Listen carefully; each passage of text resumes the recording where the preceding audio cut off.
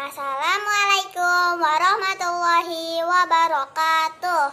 Perkenalkan, nama saya Desyifa Cahaya Suki. Saya kelas 4 SD. Saya akan menceritakan Si Tuba Gendit. Dengerin ya. Berikut ini sebuah cerita rakyat dari Jawa Barat, Si Tuba Gendit. Alkisah. Di sebuah desa di Kabupaten Garut, Jawa Barat, hidup seorang janda bernama Nyi Endit. Ia merupakan seorang janda yang kaya raya. Dengan kekayaannya, Nyi Endit mampu membeli apa saja yang ia inginkan. Banyak penduduk miskin di desa yang meminjam uang kepada Nyi Endit. Namun, Nyi Endit meminta imbalan, yaitu penduduk desa harus mengembalikan uang dengan bunga yang sangat tinggi.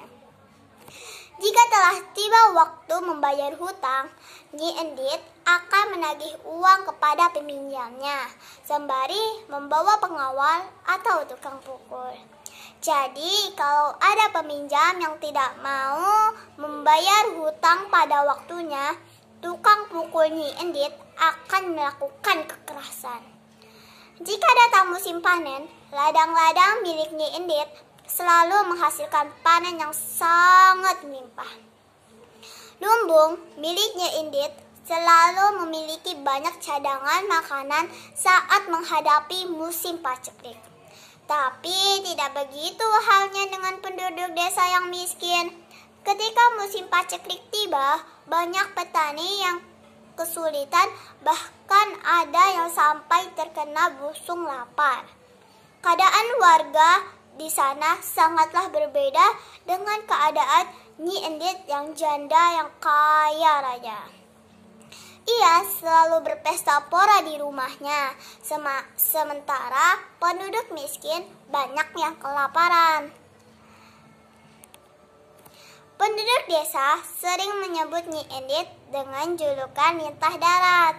Suatu ketika musim paceklik tiba tengah melanda di desa. Namun demikian Nyi Endit tidak terpengaruh dengan tetap mengadakan pesta di rumahnya. Ketika pesta sedang dimulai, tiba-tiba salah satu pengawalnya datang menghampiri Nyi Endit dan berkata, "Maaf Nyi Endit, di luar ada seseorang pengemis memaksa ingin masuk. Sepertinya ia ingin meminta-minta." "Usir pengemis itu, jangan biarkan dia masuk ke rumah," jawab Nyi Endit dengan ketus.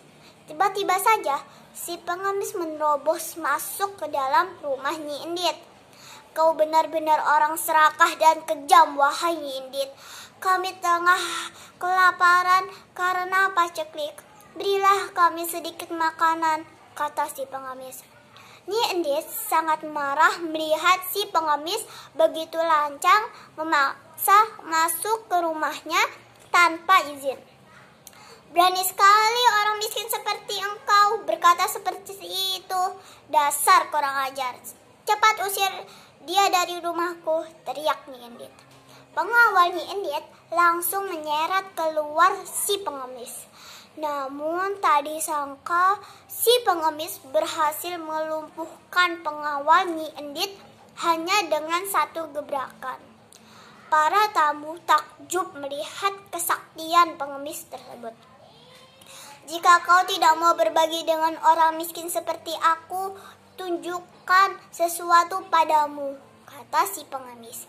Ia lantas mengambil sebuah ranting pohon lalu menancapkannya ke tanah. "Jika ranting ini dapat kau cabut, maka kau termasuk orang yang mulia di dunia. Jika kau tak mampu mencabutnya sendiri, kau bisa menyuruh pengawalmu." Nyi Endit memerintahkan kepada para pengawalnya untuk mencabut ranting pohon tersebut. Namun, ternyata para pengawalnya tidak sanggup mencabut ranting yang sepertinya terlihat rapuh. Sang pengemis berkata lagi, "Ternyata pengawalmu tak sanggup mencabutnya. Sekarang kau bisa lihat aku melakukannya." Sang pengemis itu dengan mudahnya dapat mencabut ranting tersebut. Setelah dicabut, ternyata keluarlah air begitu deras dari lubang bekas ranting tersebut. Setelah mencabut ranting, tiba-tiba saja sang pengemis hilang entah kemana. Kejadian aneh kemudian terjadi. Sebuah guncangan gempa bumi datang membuat Nyi Endit dan para tamunya kaget.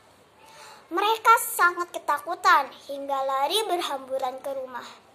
Ternyata di luar rumah terjadi hujan yang sangat deras. Dalam sekejap, rumah Nyi Endit lenyap terendam oleh air bah. Desa tempat Nyi Endit kini telah berubah menjadi sebuah danau. Penduduk sekitarnya menyebut dengan nama Danau Bagendit atau Situ Bagendit. Konon, di dalam danau terdapat seekor lintah berukuran besar yang merupakan jelmaan Nyi Endit. Demikianlah akhir cerita rakyat Jawa Barat Situ Bagendit. Itu ya ceritanya, semoga bermanfaat.